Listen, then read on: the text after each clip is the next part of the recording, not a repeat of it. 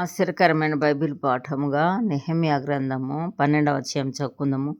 షయల్తీయేలు కుమారుడైన చెరుబ్బాబెలుతో కూడా వచ్చిన యాజకులను లేవీయులను వీరే: యేషూవ, షెరాయా, ఇర్మియా, ఇజ్రా, Amariah, మల్లూకు, హట్టూషు, షెకన్యా, రెహూము, Meremoth, ఇద్దో, గిన్నెతోను, అబియా, మియామీను, మయజ్యా, బిల్గా, Shemaiah, యోయారీబు, Jedaiah, సల్లు, ఆమోకు, Hilkiah, Jedaiah అనువారు. వారందరూ యేషూవ దినములలో యాజకులలోను వారి బంధువులలోను ప్రధానులుగా ఉండిరి. మరియు లేవీయులలో యేషూవ, బిన్నూయి, కద్మీయేలు, షేరేబ్యా, యూదా, స్తోత్రాది, సేవ విషయంలో ప్రధాని అయిన మత్తన్యాయు అతని బంధువులను, మరియు బక్బుక్యాయు, ఉన్నీయును వారి బంధువులను వారికి ఎదురు వరుసలో నుండి పాడువారు. యేషూవ యోయాకీమును కనెను. యోయాకీము ఎల్యాషీబును కనెను. ఎల్యాషీబు యోయాదాను కనెను. యోనాతానును కనెను. యోనాతాను యద్దూవను కనెను. యెబూయాకీము దినములలో పితరులలో ప్రధానులైన వారు యాజకులై ఉండిరి.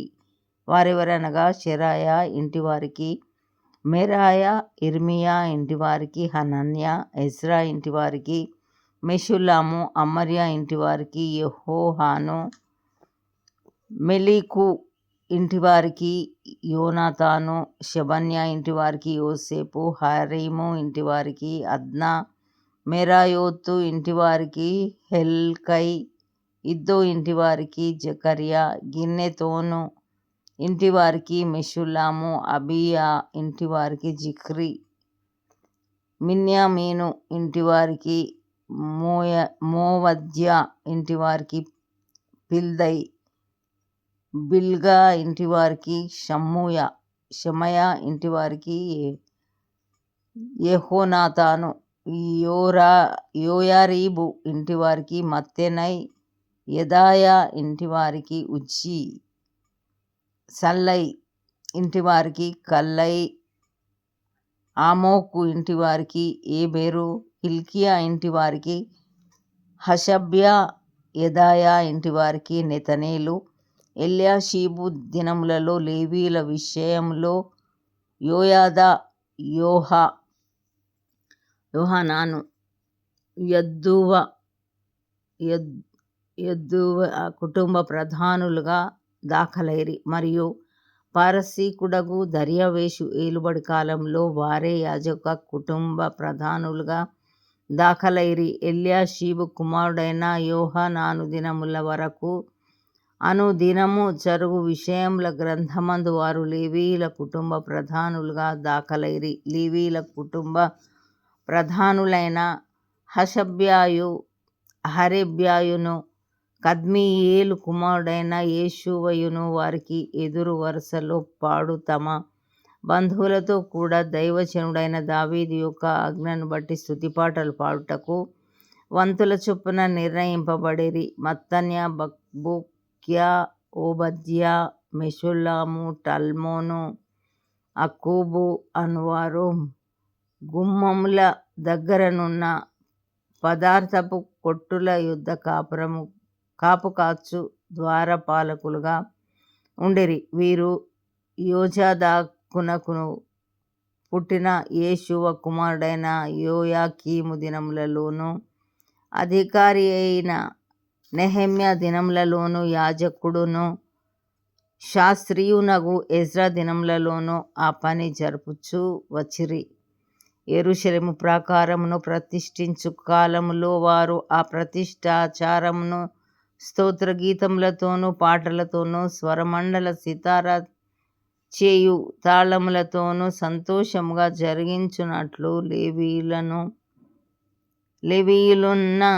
లేవీయులను తమ సకల స్థలములలో నుండి యెరూషలేమునకు రప్పించుటకు పూనుకొనిరి. అప్పుడు గాయకుల వంశస్థులు యెరూషలేము చుట్టూనున్న మైదాన భూమిలో నుండి నేటోపాతి యొక్క గ్రామములలో నుండి కూడుకొని వచ్చిరి. మరియు గిల్గాలు యొక్క ఇంటిలో నుండి గెబా యొక్కయు అజ్మావెతు యొక్కయు పొలములలో నుండి జనులు వచ్చిరి. ఏలయనగా యెరూషలేము చుట్టూను గాయకులు తమకు డాళ్లను కట్టుకొని ఉండిరి. యాజకులను లేవీయులను తమ్మును తాము పవిత్రపరచుకొనిన తర్వాత జనులను గుమ్మములను ప్రాకారమును పవిత్రపరచిరి. అటు తర్వాత నేను యూదుల ప్రధానులను ప్రాకారము మీదికి తోడుకొని వచ్చి స్తోత్రగీతములు పాడువారిని 2 గొప్ప సమూహములుగా ఏర్పరచితిని. అందులో ఒక సమూహము కుడి ప్రక్కను పెంట గుమ్మము వైపున ప్రాకారం మీదను నడిచెను. వారి వెంబడి హోషయాయును యూదుల ప్రధానులలో సగము మందియును వెళ్ళిరి. మరియు అజర్యాయు, ఇజ్రాయు, మెషుల్లామును, యూదాయు, బెన్యామీనును, షెమయాయును, ఇర్మియాయు అనువారు పోయిరి. యాజకుల కుమారులలో కొందరు బాకాలు ఊదుచు పోయిరి. వారెవరనగా ఆసాపు కుమారుడైన జక్కూరునకు పుట్టిన మీకాయ కనిన మత్తన్యాకు పుట్టిన షెమయా కుమారుడైన యోనాతానునకు పుట్టిన జెకర్యాయు, అతని బంధువులకు షెమయా, అజరేలు, మిలెలై, గిలలై, మాయ, నెతనేలు, యూదా, హనాని అనువారు. వీరు దైవజనుడగు దావీదు యొక్క వాద్యములను వాయించుచు పోయిరి. వారి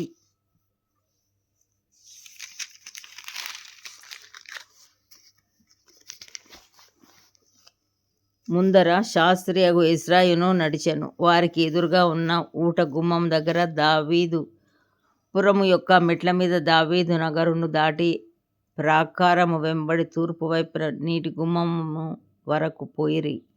స్తోత్రగీతములు పాడువారి 2వ సమూహము వారికి ఎదురుగా నడిచెను. వారి వెంబడి నేనును వెళ్ళి తిని ప్రాకారం మీదనున్న సగము మంది కొలుముల గోపురము అవతల నుండి వెడల్పు ప్రాకారం వరకు వెళ్ళిరి. మరియు వారు ఎఫ్రాయిము గుమ్మము అవతల నుండి, పాత గుమ్మము అవతల నుండి, మత్స్యపు గుమ్మము అవతల నుండి, హనన్యేలు గోపురము నుండి, మేయా గోపురము నుండి గొర్రెల గుమ్మము వరకు వెళ్ళి బందీ గృహపు గుమ్మములో నిలిచిరి. ఆ ప్రకారమే దేవుని మందిరంలో స్తోత్ర గీతములు పాడువారి 2 సమూహములను నేనును నాతో కూడా ఉన్న అధికారులలో సగము మందియు నిలిచియుంటిమి. యాజకులకు ఎల్యాకీము, మయషేయా, మిన్యామీను, మీకాయ, ఏనై, జెకర్యా, హనన్యా బాకాలు పట్టుకొనిరి. ఇజ్రహేయ అనువాడు నడిపింపగా మయషేయ, షెమయా, ఎలియాజరు, ఉజ్జీ,